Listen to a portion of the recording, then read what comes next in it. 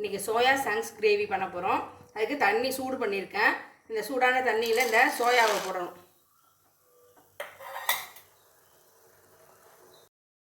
இந்த மாதிரி பொங்கி வந்ததும் ஆஃப் பண்ணிட வேண்டியதுதான். இதை வடிகட்டணும்.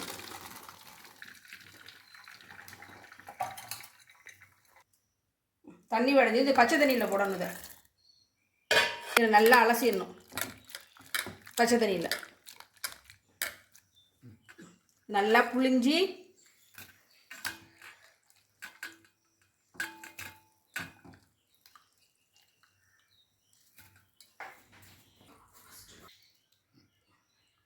ஒரு கரண்டி தயிர்,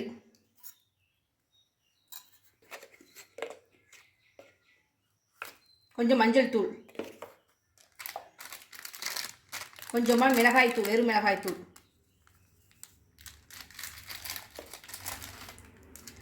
தனியாத்தூள், கொத்தமல்லி தூள், கொஞ்சமாக ஜீரகத்தூள்,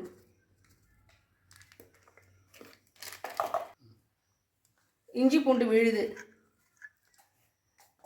கொஞ்சம் உப்பு,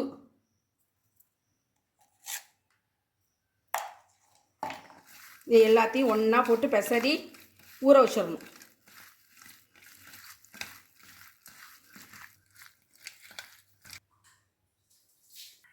கடாய் காஞ்சிருச்சு. இப்போ கொஞ்சமாக எண்ணெய்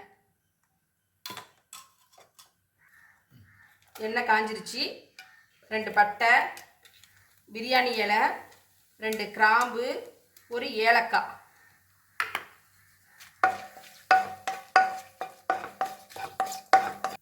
பொடியாக நறுக்கி வச்சுன்னா பெரிய வெங்காயம்,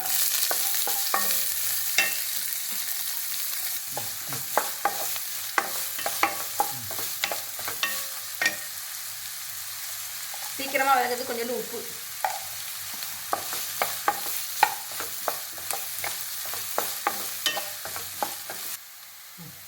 நல்லா வெங்காயம் வதங்கிருச்சு.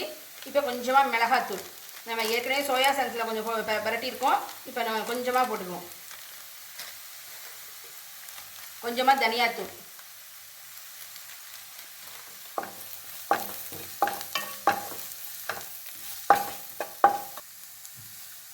மேரினேட் பண்ண சோயாவை இதில் போடுவோம்.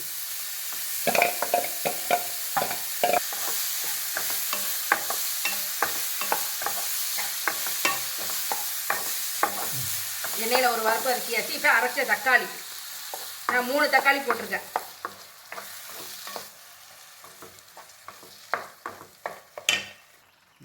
தக்காளி நல்லா பச்சை வாசனை போகாத வரைக்கும் நல்லா வதக்கணும். கிரேவிக்கு தேவையான உப்பு, இப்போ தேவையான அளவு தண்ணி,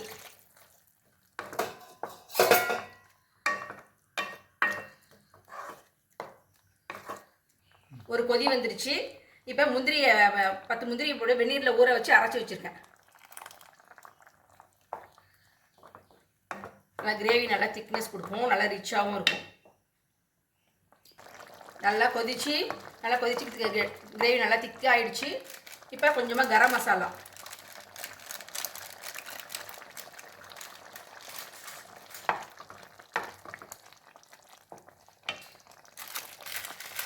கஸ்தூரி மேத்தி,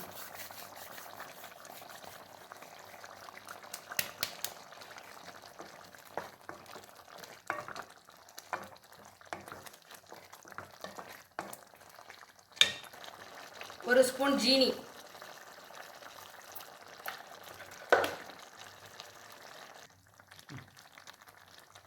கொஞ்சம் ஃப்ரெஷ் க்ரீம்.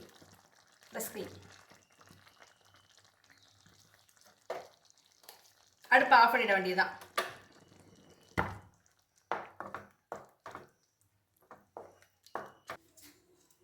கொஞ்சம் பச்சை கொத்தமல்லி,